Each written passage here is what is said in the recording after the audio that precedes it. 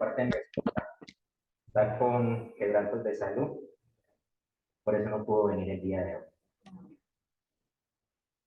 Acompáñenme, por favor, a la escritura. Continuaremos la predicación expositiva del libro de Efesios, de la carta a los Efesios. Vamos entonces al capítulo 1. Lo leeremos desde el versículo 3, pero recordemos que nuestro hermano Freddy ya enseñó del versículo 3 al versículo 6. Hoy estaremos ocupados del versículo 7 hasta el versículo 14. Pero para poder tener la idea, vamos a leerlo desde el versículo 3. Desde el versículo 3. Efesios 1, versículo del 3 al 14. Carta a los Efesios.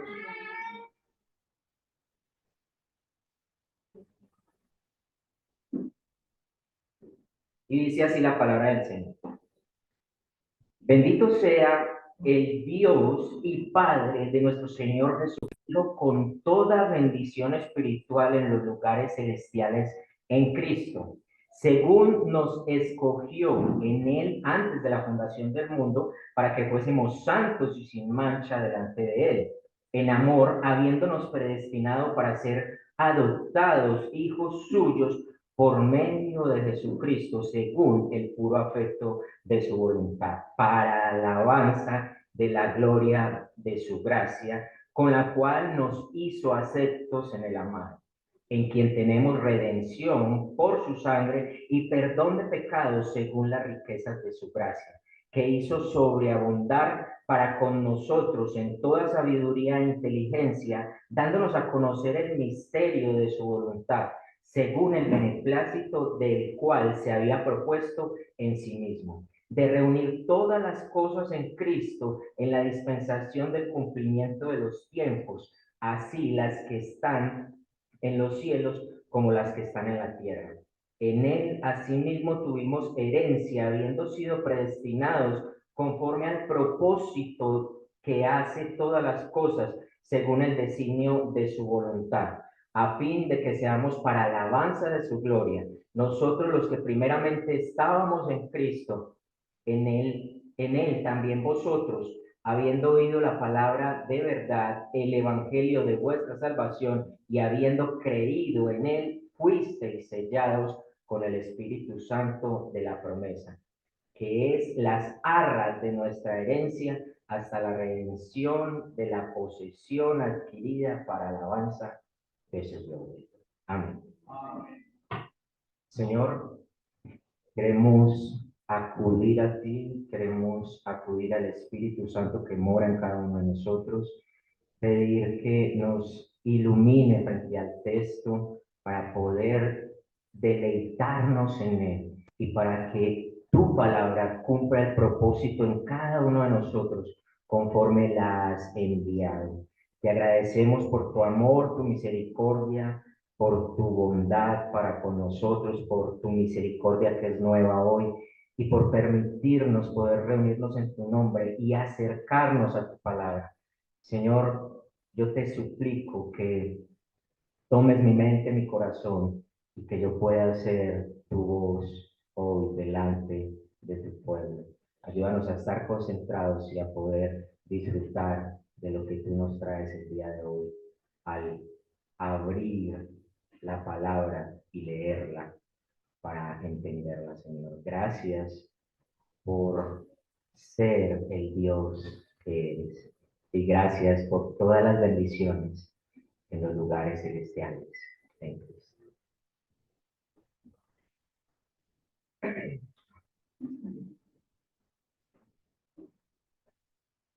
Hermanos, a manera de resumen, quisiera mostrarles unas diapositivas que nos resumen este texto, esta porción de la Escritura. Como les dije, mi hermano Freddy ya comenzó ese estudio hace 8 días. Y lo que podemos ver acá es las bendiciones espirituales del creyente. Las bendiciones espirituales del creyente. Ahora, estas bendiciones tienen participación del Dios Trino. Y tiene cada una de estas tres partes, porque este texto se divide en tres partes, tiene en cada una de esas partes efectuada por una persona de la Trinidad.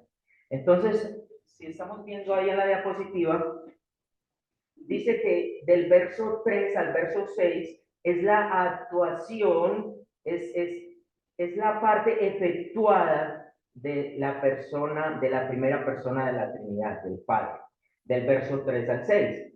Del verso 7 al 12 es la participación o vemos efectuando al Hijo, a la segunda persona de la Trinidad.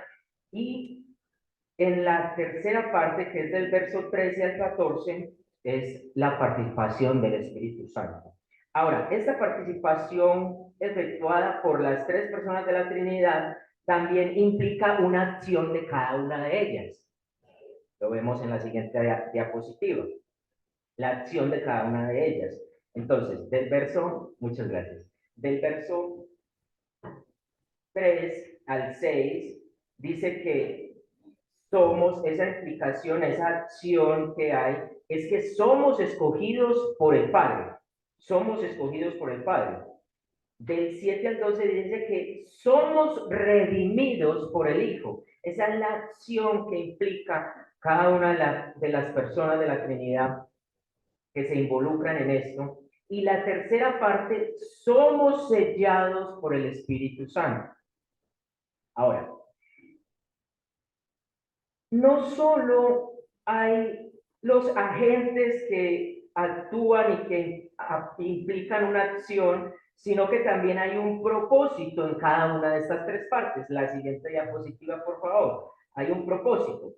Este propósito es el primero, que recordemos que es del Padre, que nos ha escogido, ¿cierto? Que somos escogidos por Él. Dice que ser hechos santos y sin mancha y ser adoptados hijos suyos. Eso es lo que encontramos en esa pequeña porción del 3 al 6. El propósito del Hijo es hacer sobreabundar en nosotros en toda sabiduría e inteligencia que nos ha dado a conocer el misterio también. Ahora, que nos ha redimido. Y el Espíritu Santo dice, tener la seguridad de nuestra herencia. Eso es en un tiempo también, en un tiempo. Entonces, del 3 al 6 hay un tiempo pasado. Él nos escogió, el Padre nos escogió desde antes de la fundación del mundo. Hay un presente, ¿cierto? Hay un presente que es en el Hijo y hay un futuro que es por medio del Espíritu Santo. Pero también hay un propósito, hay una acción que tiene un último propósito común. Todo esto tiene un último propósito común y están en cada una de las tres porciones que le acabo de mencionar. ¿Cuál es esa? Alabar la gloria de la gracia de Dios, alabar la gloria de Dios y alabar la gloria de Dios. Recordemos que cada uno de estos textos termina de la misma manera. Ahora, la última diapositiva, lo que quiero que miren es precisamente ya todo el compendio de lo que les he hablado. Esto es a manera general de resumen. Ya enseguida vamos a entrar a la exposición del texto que nos ocupa el día de hoy. Entonces, ahí está. Entonces, el Padre, la persona, la acción nos escogió desde antes de la fundación del mundo. El propósito es ser hechos santos y sin mancha delante de Él, que está en el verso 4b, y ser adoptados hijos suyos, ser adoptados hijos suyos. Eso ocurrió antes de la fundación del mundo, o sea, en el tiempo, en la ubicación temporal en el pasado y con un propósito de alabar la gloria de su gracia. El Hijo, la redención por su sangre y el perdón de los pecados, esa es la acción. Él dice que hizo sobreabundar en nosotros la sabiduría e inteligencia, verso 8 18 y 19 también habla de esto. Nos ha dado a conocer el misterio de su voluntad en el verso 9, de reunir todas las cosas en Cristo, verso 10, y tener una herencia en el presente. Ahora, eso también en común, alabar la gloria de su gracia. Y en tercer lugar, el Espíritu Santo, sellar la promesa, ser las arras de nuestra herencia hasta la redención de la posesión adquirida en un futuro. Ahora, si vemos el sello del Espíritu Santo es también presente, es ahora, pero realmente la posesión adquirida o las bendiciones, hay muchas bendiciones que tenemos que aún no las disfrutamos, pero el Espíritu Santo es la cosa inicial, y ahora lo veremos, de esas bendiciones, de esa herencia de la posesión adquirida. No siendo más, mis hermanos, vamos a entrar ahora al texto que nos ocupa el día de hoy. Pero antes de todo, yo quisiera que usted pensara ahí, ¿qué es un cristiano? ¿Qué es ser un cristiano? ¿Qué es ser un cristiano? Muchos dirían es uno que le lavaron el cerebro, eh, es uno que se reúne todos los domingos allá en una iglesia que van a cantar y ahí se estudia la palabra. Pero ser un cristiano es mucho más que eso. Algunos dirían que es una moda, porque en este momento ser cristiano es una moda, pero es mucho más que eso. Y los privilegios que tiene un cristiano. Bueno, un cristiano es, digámoslo por así decir, un ser extraordinario. Ahora, no es por su obra o por mi obra o por lo que somos o dejamos de hacer. Es por lo que Dios ha hecho en nosotros y por la obra majestuosa de nuestro Señor Jesucristo. Un ser extraordinario y que tiene unos privilegios extraordinarios. Y es precisamente lo que vamos a ver hoy.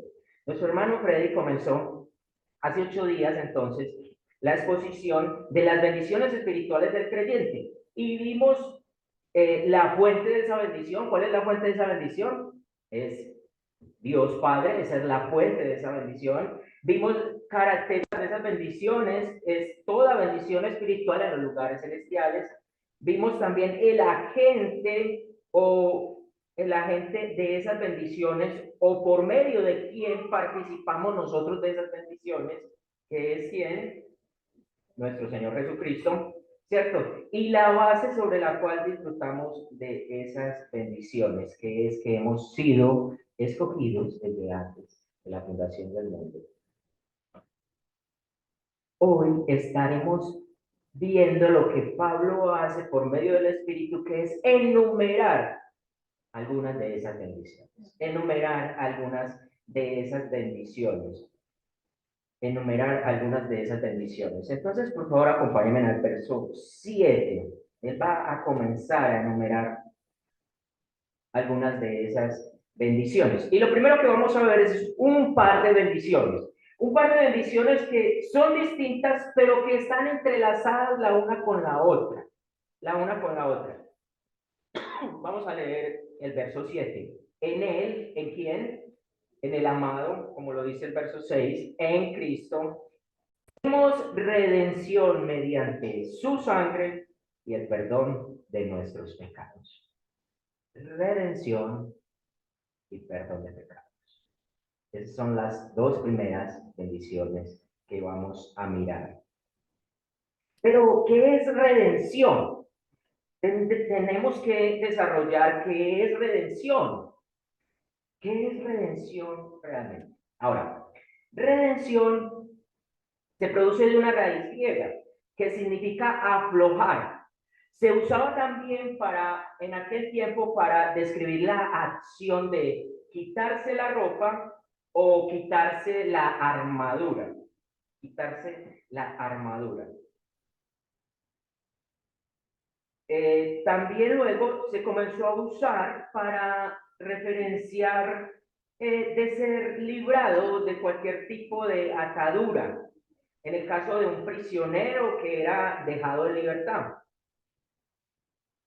Pasando el tiempo, se desarrolló en torno a la raíz griega una familia de conceptos y de palabras que significan redención. Entonces, la primera es agorazo. Agorazo. Esa es la primera. Vamos a ver cuál. Agorazo. Ahora, ¿qué significaba eso? Significaba el acto de comprar en el mercado algo. Comprar en el mercado algo. Ahora, lo interesante de esto era que era comprar en el mercado algo que se pagaba a muy buen precio que realmente estaba ya desvalorizado. Ese es el primer concepto, entonces, que vemos de la palabra redención. El segundo es agorazo, que es el acto de comprar en el mercado, pero para el consumo propio o para no volverlo a llevar al mercado a venderlo. Entonces, o un alimento para el consumo propio, o un artículo o algo que yo compraba, pero que nunca más lo iba a llevar al mercado para vender, sino que lo iba a dejar para mí. ¿Cierto? Luego, tenemos el término lucro, que indica pagar el precio por un rescate. Algo así como pagar por un secuestro, pagar el precio por un rescate. Y la última palabra, y la que Pablo usa en este texto, es apolutrosis, que es la libertad por medio del precio del rescate con el fin de libertar a la persona de la esclavitud. O sea, se compraba un esclavo, pero no para dejar para mí, sino para darle libertad. Pero yo no podía ir y decir que compraba ese esclavo y que lo hicieran libre. No, yo tenía que comprarlo para mí y luego yo darle la carta de libertad. O en caso tal, darle la carta y si él se quería quedar sirviendo por voluntad propia, podía seguir sirviendo a mí. Entonces, se generó una familia de conceptos alrededor de la raíz de la redención, relacionadas con el concepto de liberación y de manera particular con la acción de rescatar una persona o una cosa por medio del pago del precio, y eso es precisamente el concepto que transmite la palabra redención acá en el texto que estamos estudiando esta mañana. Pablo usa ese texto ya sea que se trate de un prisionero, de un esclavo o de un objeto que ha sido sacado de una casa de empeño.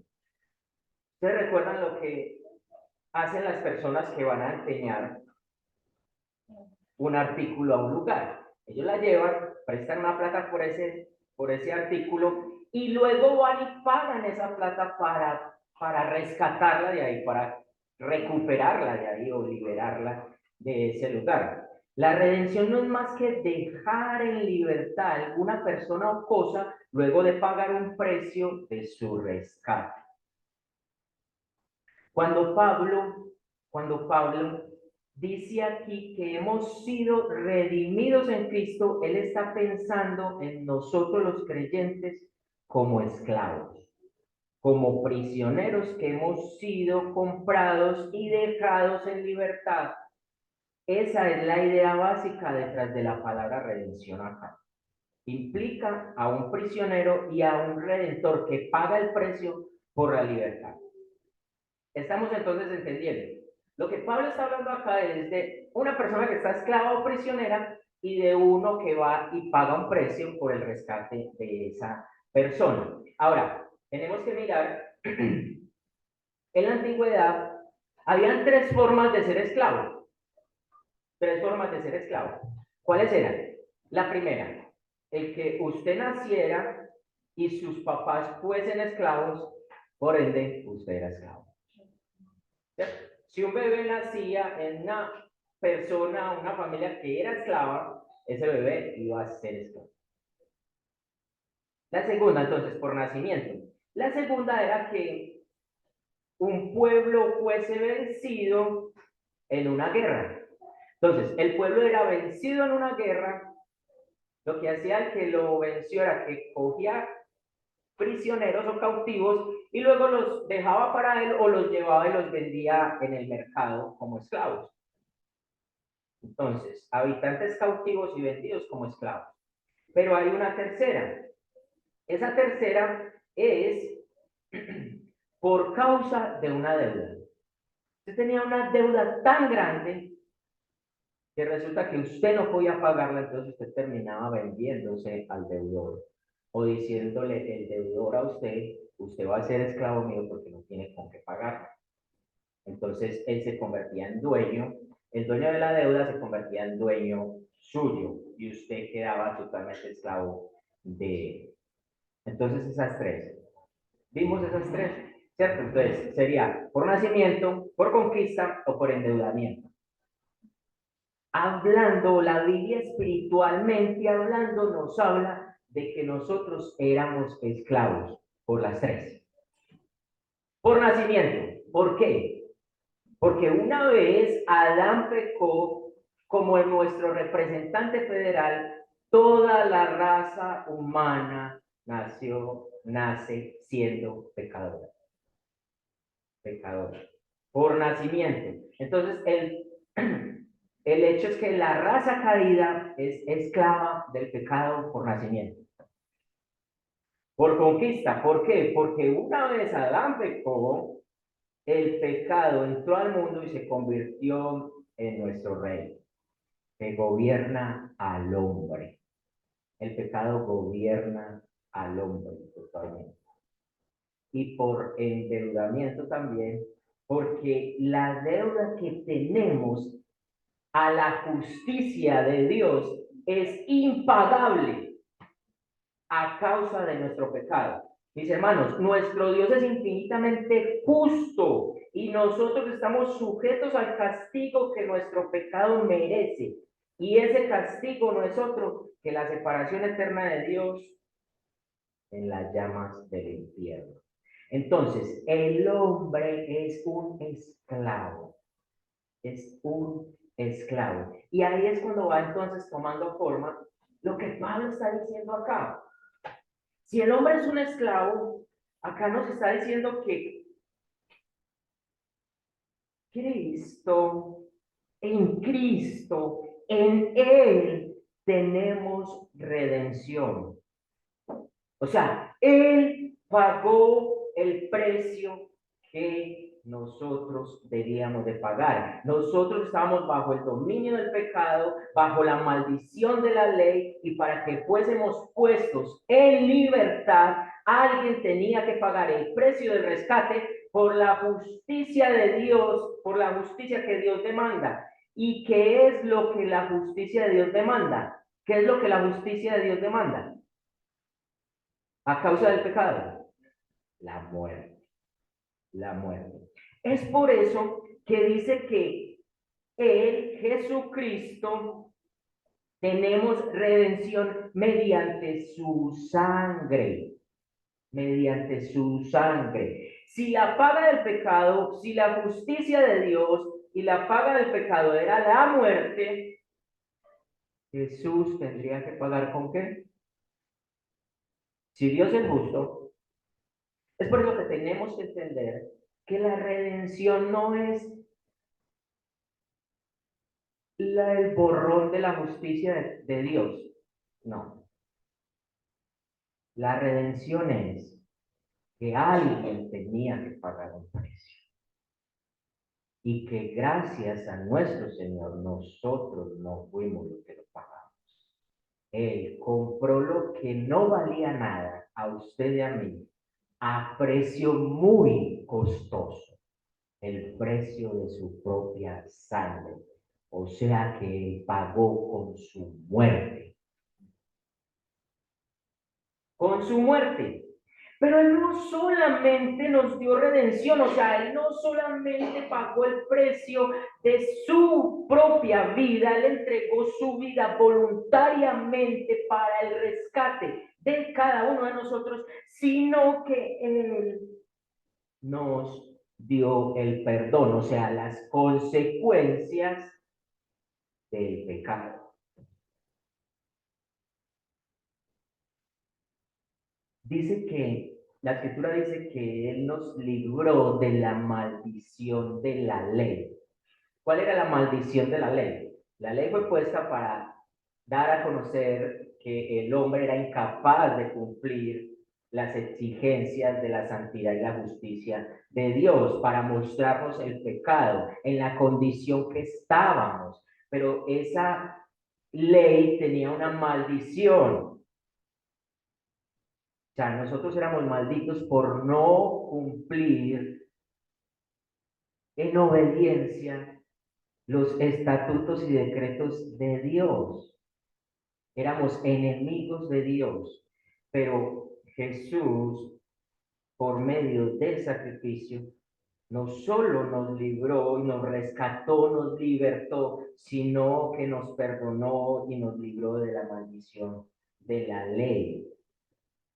Precisamente lo que Cristo hizo en la cruz del Calvario es nuestro redentor, porque Él pagó el precio, la redención de su sangre por medio de su muerte. Cristo dio vida en la cruz para que nosotros, Él dio la vida en la cruz para que nosotros fuésemos libertados, y puso su vida por nuestra vida, y de ese modo nos redimió, pagó nuestro rescate. Él pagó nuestro rescate. Entonces, hemos sido liberados, libertados al precio de la sangre de Cristo. Somos libres. Ahora, libres de la esclavitud del pecado y de todas las consecuencias que él trae. El castigo de la ley pone sobre aquellos que la violen. El castigo de la ley impone sobre aquellos que la violen, impone la muerte y la maldición, pero en Cristo tenemos redención. En Cristo tenemos redención. Ahora, escuche que no dice que nos libró de la ley, sino de la maldición de la ley. ¿Cómo así? O sea, nosotros, la ley en sí no es mala, porque Dios no la hubiese puesto, pero la maldición del cumplimiento o del incumplimiento de ella es lo que Cristo nos ha librado, la consecuencia del pecado.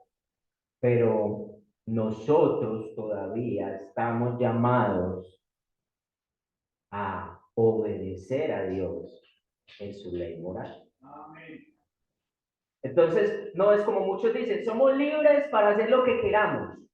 No, de hecho, Él nos libertó y ahora somos siervos de Él. Somos siervos de Él.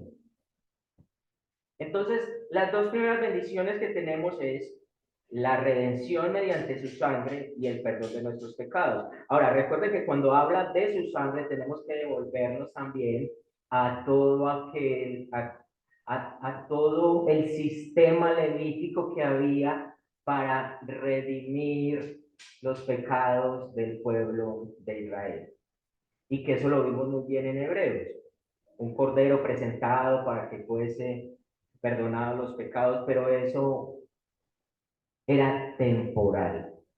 Ahora en Cristo, nuestros pecados han sido perdonados una vez y para siempre, porque Él fue el Cordero perfecto presentado delante de nuestro Padre Dios para aplacar su ira y propiciar la ira de Dios. Pero sigue diciendo el texto que Él nos dio entonces redención, pagó el rescate y nos dio el perdón de nuestros pecados según las riquezas de su gracia. Volvemos otra vez, según las riquezas de su gracia, o sea, por pura gracia, no porque usted y yo hubiésemos hecho algo, sino por el regalo inmerecido de Dios por medio de Jesucristo. Pero qué interesante que dice, según las riquezas de su gracia. Ahora, si pensamos en un hombre rico que da algún aporte de su riqueza, él podría estar dando algo que para él no significa nada. Puede ser para nosotros mucho, pero para él realmente es una miseria, si él da de sus riquezas. Pero si él da conforme a sus riquezas, podemos estar esperando que está dando una gran cantidad porque es conforme a sus riquezas. Y es precisamente lo que Dios ha hecho con nosotros. Mis hermanos, Él no nos ha dado de sus riquezas, Él nos ha dado conforme a sus riquezas, nos ha dado la gracia. La gracia, el don inmerecido. Él dio no lo que nosotros merecíamos, sino todo lo contrario. Nosotros merecíamos la muerte, la condenación eterna, vivir siendo malditos, enemistados con Él, la ira de Dios estando sobre nosotros una y otra vez. Pero entonces lo que yo quiero que meditemos en este momentico es que cada vez que usted piense en lo que usted era, usted se vea como un esclavo. Usted era un esclavo del pecado. Es más, era un esclavo del pecado y usted vivía como un tonto porque se creía que era libre, que porque hacía lo que le daba la gana. Pero lo contrario, usted cada día se hacía más prisionero, más esclavo, sus grilletes eran cada vez más ajustados. Usted y yo éramos esclavos de nuestro propio razonamiento, de nuestro propio deleite, del deleite de la carne, del mundo y de Satanás, porque Satanás es el príncipe de este mundo. Y cada vez que usted vea a una persona afuera que se encuentre con alguien, véala como un esclavo que necesita el evangelio para ser libertado. Si tenemos la conciencia de vernos como un esclavo, vemos lo grandioso que Cristo ha hecho por nosotros. Esta semana transportaba a una muchacha y ella estaba muy contenta y quería contarle a todo el mundo lo que le había pasado. Resulta que es una jugadora compulsiva de los casinos, de los casinos. Entonces me dijo, imagínese, señor, que me gané 5,5 millones en la ruleta, esto y esto, y ella empezó a hablarme. Cuando ella terminó de hablarme, yo le dije, ¿y cuánto dinero has perdido? No, ni me pregunte, es que es más, si yo no me gano eso, las deudas ya las tenías acá. Y yo, ¿y entonces crees que lo que acabas de ganar es algo para estar alegre? Deberías de estar pensando en que no debes volver allá. Es que, ¿sabe qué, señor? Yo sé eso, pero no soy capaz. Yo sé que me he gastado plata a vida y por haber, y que me he gastado incluso a veces plata que no me debía de gastar. Y que es más, que ahora si no es por un amigo que llega y me dice, vámonos, yo vuelvo y me gasto lo que me haya ganado. Y yo, ¿y entonces? No, pero gracias a Dios me gané esto. Yo le dije, gracias a Dios, pero Dios no quiere eso. Dios no quiere que tú sigas siendo una esclava porque eres una esclava. Eres una esclava de eso. Si tú me dices que no eres capaz de dejar de ir a ese lugar y que sabes que lo que estás haciendo allá está mal, tú eres una esclava de eso. Se quedó pensando, yo comencé a hablarle del Señor, pero ya no volvió a hablar más, ya cambió su signo. Ellos no entienden, ellos están cegados, como estábamos usted y yo, a menos de que Dios haga la obra sobrenatural y por medio de la locura de la predicación nosotros podamos entender de que somos pecadores, esclavos del pecado y que necesitamos a un libertador y de que Dios nos dé tanto el don de la fe como del arrepentimiento y derrame su gracia sobre nosotros. Eso no podrá pasar. Manos, usted y yo éramos esclavos y somos ahora bendecidos al Cristo haber pagado el rescate por nosotros, el haber clavado el acta de los pecados de nosotros en la cruz, el haber perdonado esos pecados, el que ahora el Padre Dios mire la justicia de Cristo y esa justicia sea impuesta a nosotros.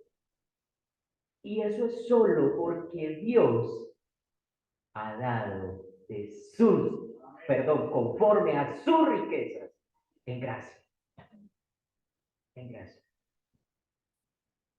Pero no solo eso, hermanos. Vamos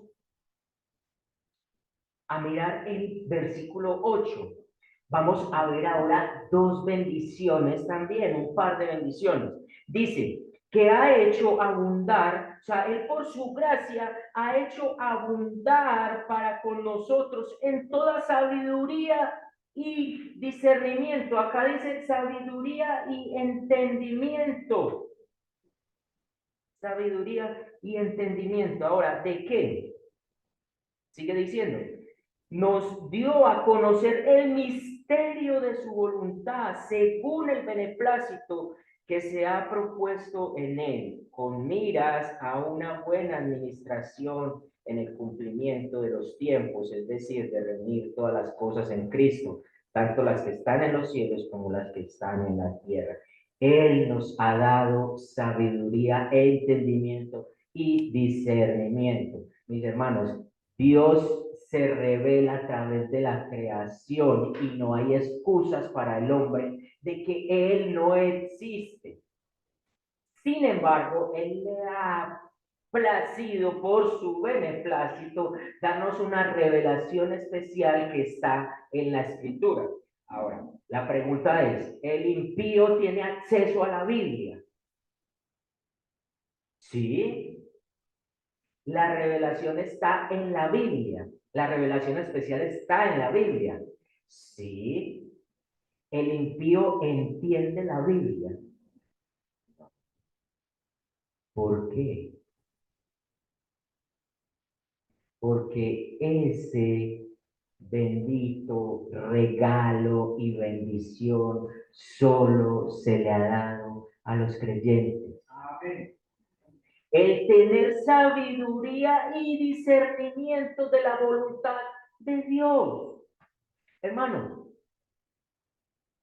los astrónomos y astrólogos conocen un montón de cosas a través de las galaxias. Ellos se sorprenden de eso. Los médicos, al tener la posibilidad de desbaratarlo a uno y volverlo a armar, abrirlo y conocerlo por dentro, quitarle cosas, ponerle. Ellos ven cosas asombrosas. Ahora la pregunta es, ¿ellos alaban a Dios por ello? ¿Por qué? Porque aunque ellos son muy inteligentes, ellos no son sabios. Aunque ellos son muy inteligentes, ellos tienen el entendimiento embotado, entenebrecido. Y a menos que Dios les dé la oportunidad de abrir ese entendimiento, ellos no alabarán a Dios. Ellos no verán de dónde proviene todo eso. ¿Cómo poder ver la cantidad de galaxias, de estrellas que no se mueven de ahí, que no caen encima de nosotros, que cada uno tiene, o sea, algo especial en ese lugar, que la Tierra rota, gira, se demora un año, un día, pero que no se sale de su órbita y se choca con otro planeta? Ellos conocen todo eso. Es más, si nos sentamos a hablar con ellos, ellos son sorprendidos de todo lo que sucede en el espacio, pero no reconocen al creador de todo eso. Pero es porque ellos, su pensamiento ha sido embotado. Pero por el contrario, Dios a usted y a mí nos ha dado la sabiduría y el discernimiento o el entendimiento de su buena voluntad, de conocer el misterio de su voluntad, según a Él le ha placido. Ahora, ese misterio, dice acá, de esa voluntad de Dios, es que Él se propuso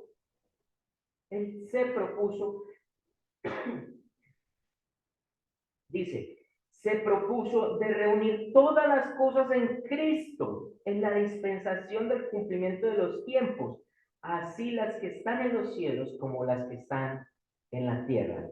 Un día, un día, todos los gobernantes, todos estos científicos, médicos, todos ellos, aunque hoy desconozcan el gobierno de Dios y que Dios existe, un día ellos tendrán que reconocerlo, porque un día Él se manifestará en los cielos a toda vista de la humanidad y toda rodilla se doblará.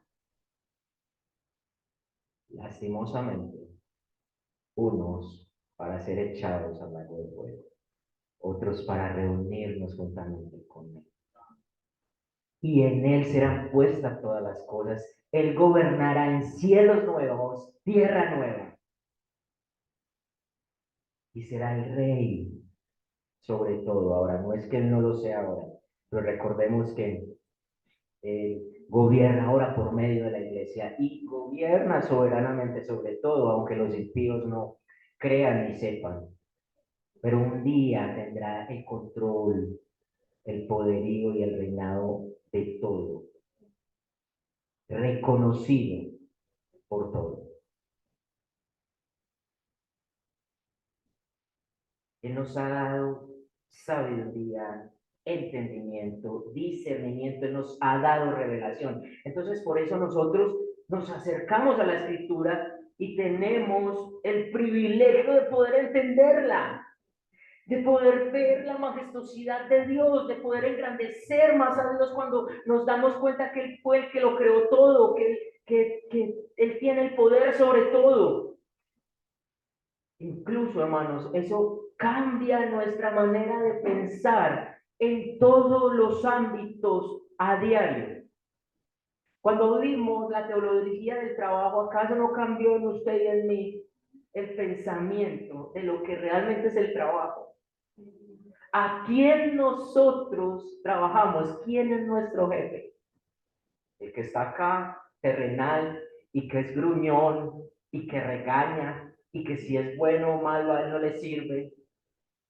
O a Jesucristo que está sentado en el trono, en los lugares celestiales. Él nos ha dado sabiduría, entendimiento, una revelación.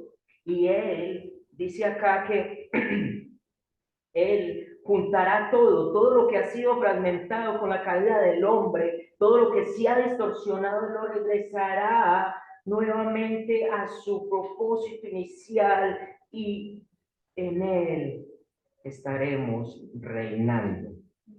En Él estaremos reinando.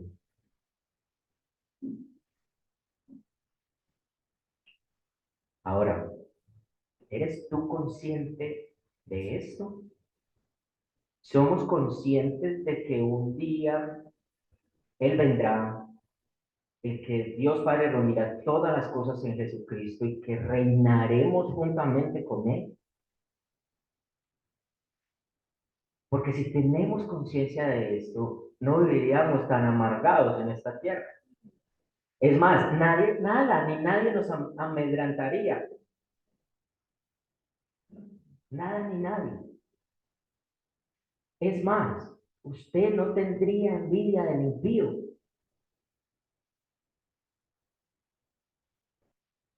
Usted no viviría descontento porque no pudo tener esto que quería. Y él sí lo tiene. ¿Y bien malo qué es?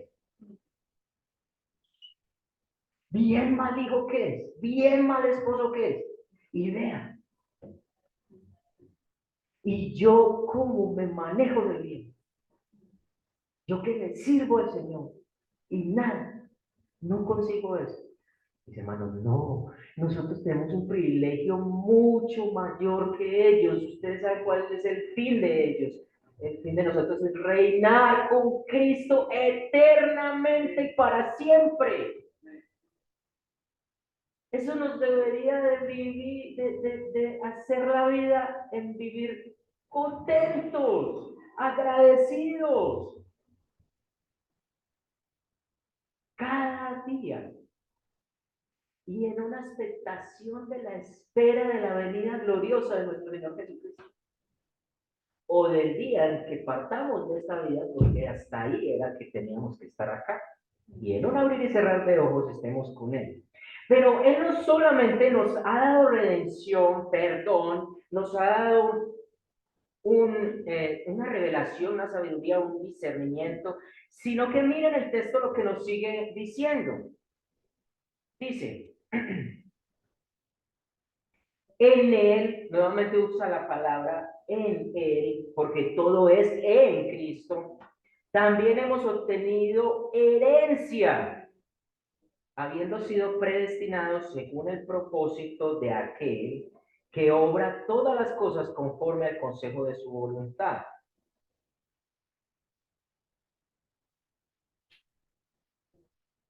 Usted y yo somos herederos.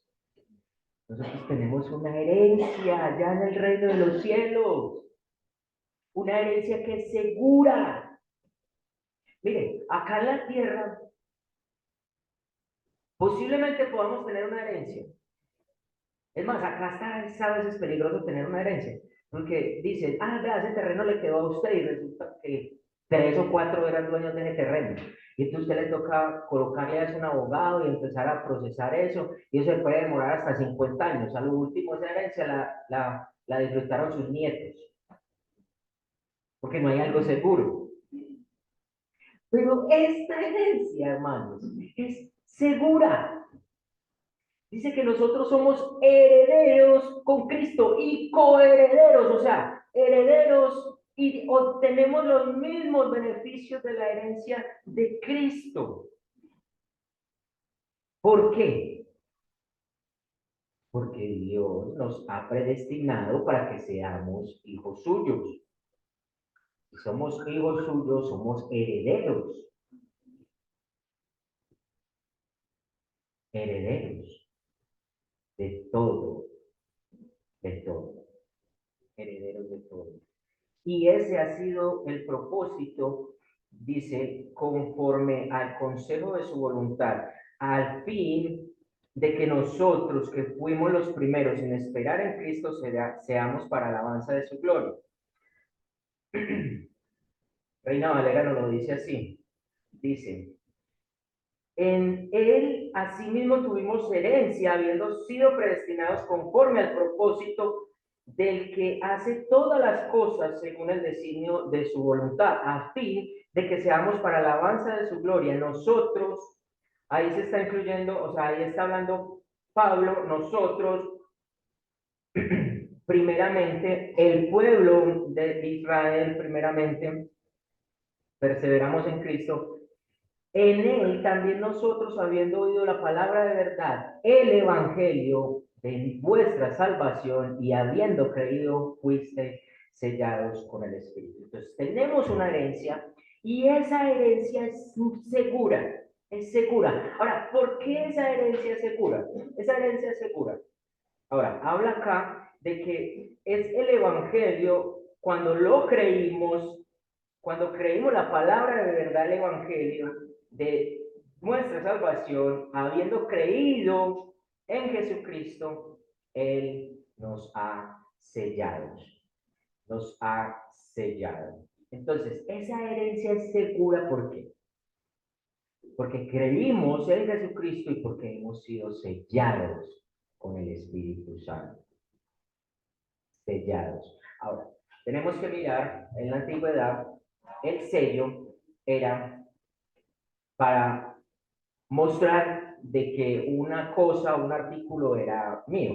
Entonces, el sello era por posesión, ¿cierto? Se lo sellaba y de hecho en el campo se usa todavía. Recuerden que sellan el ganado para que tenga una señal de ese sello y ese sello dice que es posesión de fulano de tal o de la familia tal, ¿cierto? El sello también era para, como posesión, era como identificación, ¿cierto? Cuando los reyes hacían una carta, ellos lo sellaban con el anillo para decir que eso lo habían mandado ellos, ¿cierto? Y se identificaba esa carta que era de ese rey o de ese gobernador. Entonces, posesión, identificación y había otro que era de protección. De hecho, algunos hablan de que cuando se habla de que la tumba de Cristo fue sellada, ¿era para qué? Para proteger de que los discípulos no fueran a sacar el cuerpo. Entonces, posesión, identificación y protección. Ahora, lo que Pablo está diciendo acá por medio del Espíritu Santo es que nosotros hemos sido sellados con el Espíritu Santo y Él muestra de que nosotros somos posesión de Dios, que nos identificamos con Cristo y de que Él es la protección de la promesa. Hemos sido sellados. Ahora, acompáñenme al texto, porque lo que dice acá no es que el Espíritu Santo nos selló. No es el Espíritu Santo el que nos selló. ¿Qué es lo que está diciendo? Volvamos al texto. Fuiste sellados por el Espíritu Santo. Fuiste sellados con el Espíritu Santo. Es el Espíritu Santo el sello. Mis hermanos, ¿se están dando cuenta de lo glorioso de esto? Es el Espíritu Santo el sello en usted y en mí que nos hace posesión de Dios, nos hace identificarnos con Cristo y nos da la promesa segura de la herencia que tenemos en Cristo Jesús y de las bendiciones que estamos mirando acá. Él mora en usted y en mí. Él es el sello de que hay una salvación segura y de que ahí no podemos caer. Ahora, lo doloroso de todo esto es que lastimosamente hoy en día algunos enseñan de que todavía el Espíritu Santo no mora en el creyente. A menos de que hablen lenguas, a menos de que haya algo místico en el lugar, a menos de que usted caiga chapaleando, cuando la escritura en ningún lado dice eso. Usted creyó, acá dice, creyó al evangelio, a la palabra de verdad que es la palabra, el evangelio de vuestra salvación, y habiendo creído, fuisteis sellados. Fuiste sellado. De lo contrario, el fruto del Espíritu es dominio propio, es templanza, es amor y todo lo otro que menciona Pablo acá, pero es dominio propio, no es al contrario un despelote o cierto, pues o sea, no estar en sí mismo, digamos así. No, el fruto del Espíritu es dominio propio y templanza, no perder el control. Él es nuestro sello. No es maravilloso. La tercera persona de la Trinidad es el sello que hay en usted y en mí, que mora en mí, que nos convence de pecado, que nos guía en ese proceso de santificación, que reargulle nuestro corazón cuando le fallamos al Señor y que nos lleva rápidamente a orarle, a ponernos en paz con Él. El que dice que nos enseña a orar o que con gemidos indecibles ora ante el Padre. Mora en usted y en mí. Él es el sello. Pero hay algo más en este texto que es también extraordinario, porque dice que Él es las arras de nuestra herencia hasta la redención de la posesión adquirida para la alabanza de su gloria. ¿Cómo así que Él es las arras? Las arras significa como la cota inicial. Usted va a un concesionario, a usted le gusta un vehículo, usted dice, ¿yo cómo puedo adquirir ese vehículo? Y le van a decir, para que podamos hacer una negociación o con un apartamento también, usted debe dar una cuota inicial. Esa cuota inicial está asegurando que ese negocio va a ser seguro. En caso tal de que usted se quite de ese negocio, porque nosotros los hombres cambiamos mucho, usted pierde esa cuota inicial o una parte de esa cuota inicial. Pero como Dios no cambia, Dios lo que dice acá es que Él nos ha dado la cota inicial y esa cota inicial es precisamente el Espíritu Santo que nos da esa cota inicial de esa herencia hasta la redención de la posesión adquirida. Hermanos, pensemos esto. Si la cota inicial de esa herencia es el Espíritu Santo, entonces, ¿cómo es que es esa herencia? ¿Cómo es que es esa herencia? Si la cuota inicial es una partecita pequeña de lo que vale todo, y es precisamente el Espíritu Santo mismo, ¿cómo es esa herencia, mis hermanos? ¿Cómo es esa herencia?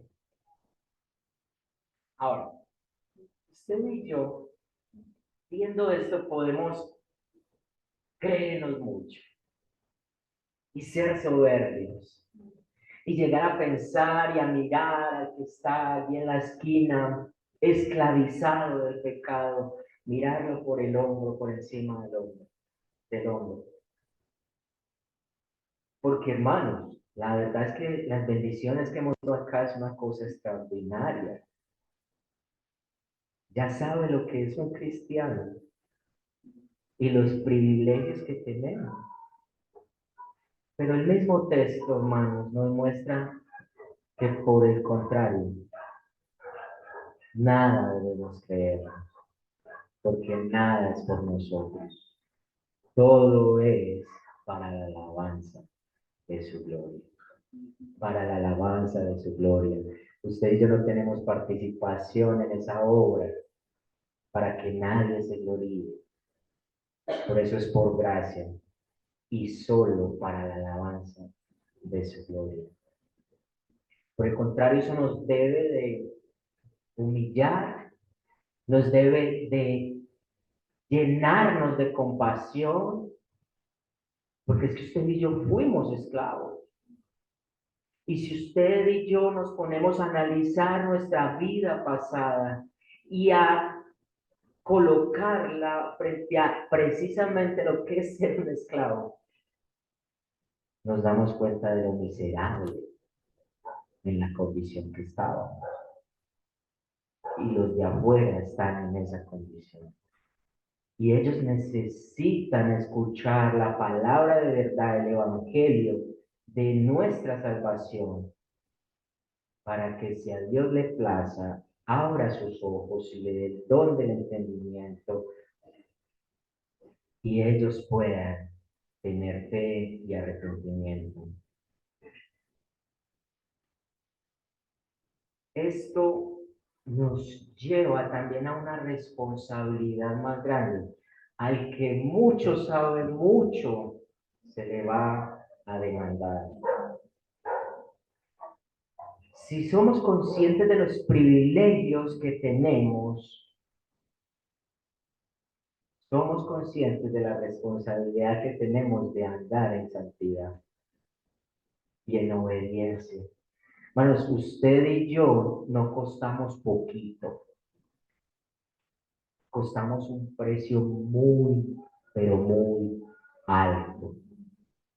El solo hecho de que Jesús, siendo Dios, se humillara a la bajeza de ser hombre, sin dejar su naturaleza divina, y luego ir y ser ejecutado como el peor de los delincuentes para el rescate suyo y mío y para el perdón de los pecados, podemos ver el precio tan grande que costamos. Y eso nos debe llevar a vivir una vida en gratitud y una vida en obediencia a Dios. Es más, nosotros antes no podíamos obedecer a Dios, pero Cristo vino y trazó un camino, no solo nos dio la libertad, sino que trazó un camino para andar libremente por Él en obediencia al Padre. Es por eso que Pablo dice, no vivo yo, más Cristo vive en mí. O sea, ya es Cristo, yo ya le pertenezco a Cristo todo, mi pensamiento, mis ojos, mis manos, mis pies. Todo le pertenece a Cristo. Entonces puedo yo hacer lo que quiera con lo que pertenece a nuestro santo, santo, santo Dios. Por eso la gracia no es licencia para pecar. Por lo contrario, la gracia es el don inmerecido para vivir tan agradecido y servirle a Dios que pagó el precio por nosotros, con todo lo que somos, con todo lo que somos. Pero Pablo escribió esta carta, recuerden que esto es un cántico, una alabanza a Dios. Pero él seguramente él la escribió allá en su cuarto, en su mazmorra, en su prisión. Él la escribió allá, recordemos que la escribió estando preso. Pero no la escribió pensando en que él estaba ahí solo, sino que le iban a leer toda la iglesia. De hecho, el Espíritu Santo la escribió para la iglesia, para fortalecerlos, para darles ánimo, para que fuese de mucho gozo el poder contemplar las bendiciones que tenemos en Cristo y vivir agradecidos y contentos todos los días con nuestro Dios. Él estalló en adoración, escribiendo por medio del Espíritu Santo esto que es un cántico, una alabanza, para que usted y yo tuviésemos consuelo, esperanza, para que usted y yo conociéramos los privilegios que tenemos como hijos de Dios, pero también para que adoráramos a nuestro Santo Dios, para que lo adoráramos, para que estalláramos en gozo y adoración por lo que Él ha hecho por nosotros sin nosotros merecer absolutamente nada, sino la condenación en el infierno. Entonces, mis hermanos, yo quiero que usted hoy se vaya meditando en esos privilegios. Usted ha sido redimido, o sea, Cristo ha pagado un rescate por usted que era esclavo, usted y yo. Usted tiene una revelación en la escritura, pero no solo la tiene ahí, sino que tiene la posibilidad de acercarse a ella y entenderla. Usted tiene una herencia en los cielos. Usted ha sido sellado con el Espíritu Santo porque Él mora en usted. Y Él ha sido la cota inicial de la seguridad de esa herencia que nos espera. ¿Cómo no vivir agradecidos diariamente por tan grandes privilegios y con la actitud de servir al único Dios verdadero por lo que ha hecho por nosotros? Medite esto, pero no solamente hoy. Yo sé que a veces la memoria nos falla, sino que toda esta semana, cada vez que usted se levante, recuerde que usted le pertenece a Cristo y que usted es un gran privilegiado por ello. Pero también aquel que está casi en Cristo, que luego verá esta predicación por las plataformas donde sean emitidas, déjeme decirle que usted es un esclavo, como lo vimos acá. Un esclavo miserable. Usted cree que usted es libre porque hace lo que le da la gana, pero lo que hace eso es hacerlo cada día más esclavo, esclava, a menos de que usted reconozca lo que vemos hoy. Hay una salida, y es un redentor. Uno que pagó el precio para ese rescate suyo. Usted debe hoy pedirle a Dios que le dé el regalo de la fe para creer en Cristo, pero también de arrepentirse de ser un esclavo del pecado, un miserable, para que el rescate de Cristo llegue a usted y usted sea liberado, no solamente acá en la tierra, sino de las consecuencias que habrá cuando Dios regrese para juzgar al mundo. Él separará a unos a la derecha y otros a la izquierda. Y los de la izquierda que no creyeron en la obra de Cristo serán echados al lago de fuego eternamente y para siempre. Pero Cristo quiere que tú entiendas lo que es la redención y vengas a Él en fe en arrepentimiento, para que también puedas disfrutar de todos los privilegios, primeramente el del rescate y la salvación de tu alma, y todo lo que nos espera en el reino de los cielos. Es hoy. Y quizás tú has escuchado este mensaje ya muchas veces y quizás se te ha hablado de Cristo. Yo pido a Dios que no endurezcas más tu corazón y que vengas a Él. Señor, gracias porque realmente no somos conscientes, o yo no era consciente, de los grandes privilegios que tenemos en haber sido predestinado desde antes de la fundación del mundo para salvación, haber sido adoptados, hechos hijos tuyos, haber sido rescatados, perdonados, tener la capacidad de poder tener tu revelación y entenderla, de haber sido sellados con el Espíritu Santo y de tener eso tan seguro. ¿Cómo, Señor, podemos pensar en caer de la salvación si tu rescate fue eficaz, efectivo y una vez y para siempre? Señor, ayúdanos a vivir diariamente consciente de esto, para no enredarnos con las cosas de este mundo, sino tener nuestra mirada puesta en el reino de los cielos realmente. Y poder disfrutar el paso acá, debajo del sol. Pero, Señor, saber que hay algo grandioso guardado para aquellos por los cuales tú has muerto. Señor, gracias por ello. Que nuestro corazón arda de adoración, de servicio y de gratitud hacia ti. Te lo pedimos en Cristo Jesús. Amén.